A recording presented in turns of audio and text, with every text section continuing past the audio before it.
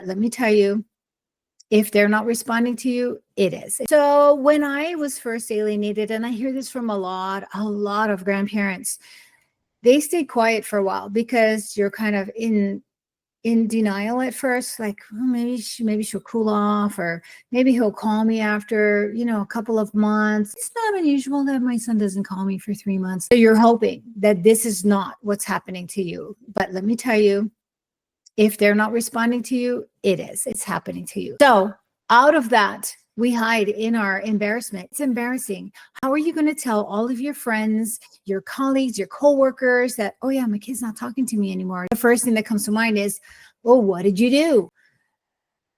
do? So we stay quiet. And that is staying silent in shame is one of the biggest ways that they count on you not saying anything, not outing them, so that the shame is turned on to them. We feel failed. Like as a parent, we feel like we failed. And the children depend on this to protect their narrative because they're trying to protect their peace. And shame keeps the epidemic hidden.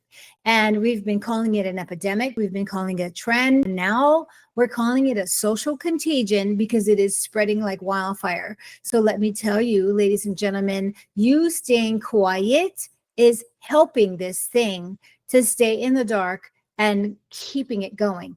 Because the average time back in the day, and I think as we go on, the numbers are getting shorter and shorter and shorter. It used to be that the alienation was 7 years. Can you imagine you having like a little baby grandchild and 7 years goes by? You missed out on all that time. He's missed out on all that time. And now this child is like a teenager. That is a crying shame and is destructive to your family.